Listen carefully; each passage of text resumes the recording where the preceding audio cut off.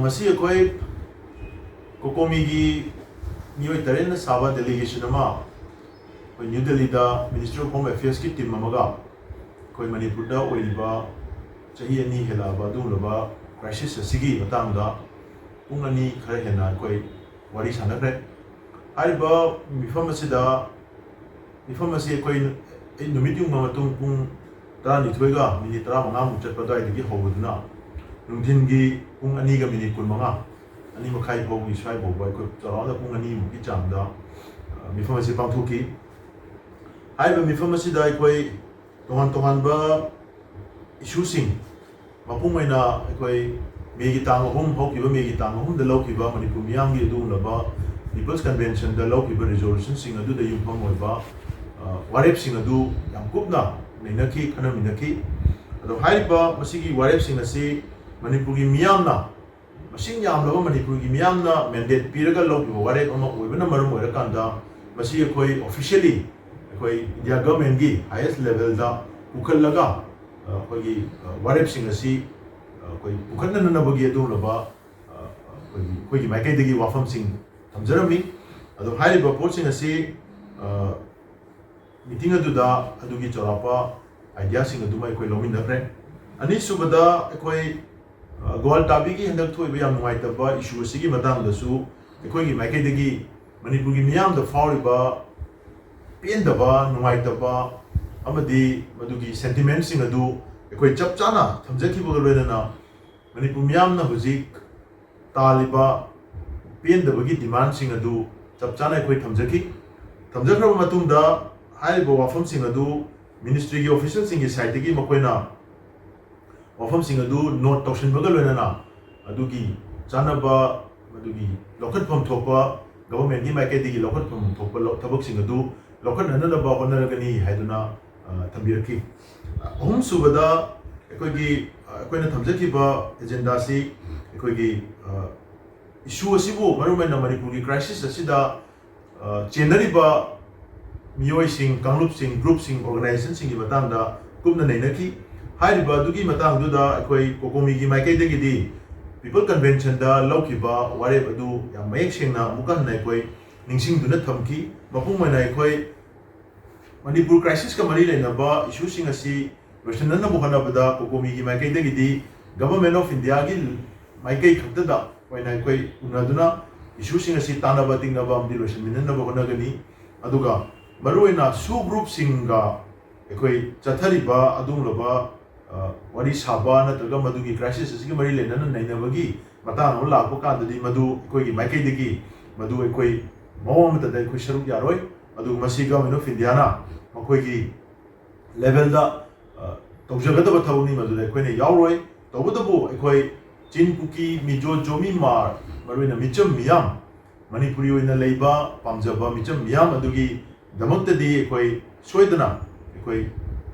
packet pham thoba thabak sing packet na bu honagani tawbudabu adugi mangjona na ekoi anti peace abadi santi purana na bu honabada ai apan pi diba phongna iram horiba adum ba element sing asi India government gi maike digi madu hana control toba amadi contain tawna na bu honabi gadabni haibase ekoi gi maike digi gamai sing na ekoi tamjaki mari suba point ekoi na thamjaram basi narco terrorism amadi koi kulai paiba group sing gi matang da koi yamna luna masigi oiba concern sing koi thamjaki maruina Manipur da narco terrorism gi achauba koi threat ama leire mapung oina masina maram oira kanda koi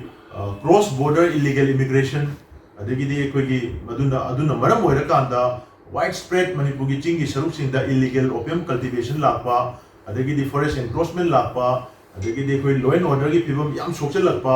haibana chingba wafam sing ase narco terrorism na maram oiraga thol lakpa pon naktani aduga madugi opium cultivation sing sidagi hangakpa senpham sing aduna kulai paiba armed group maruena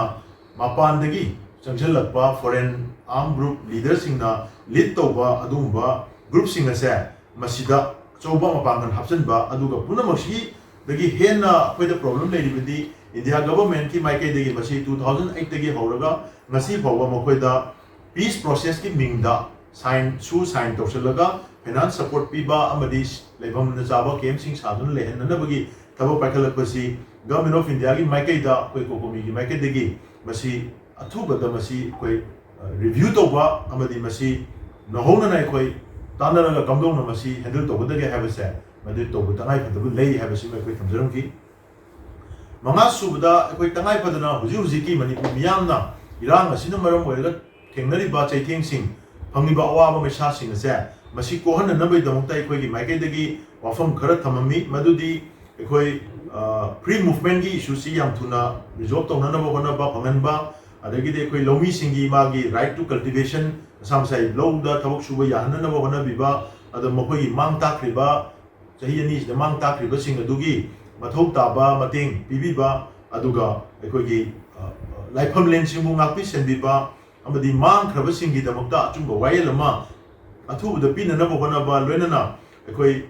मयुम मकै कायना चेलगा लेरिबा लांजेनरगा लेरिबा IDP सिंगी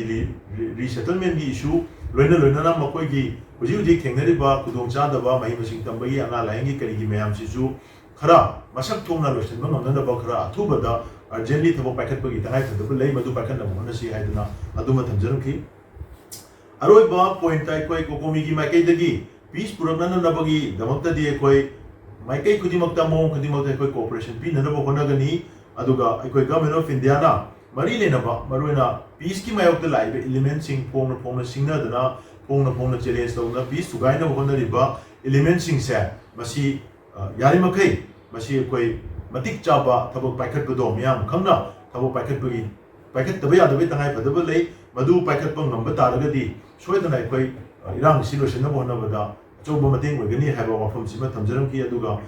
मसीगी मिफमदो कोई चांगलेन अमा चामिनर मतुंगदा नाकल अनिमकी माइकैदगी कोई मखाताना कोई उनदुना वारी उताई साबा ताना तिंगबासी चथबा लोइनना मणिपुरदा अथुबदा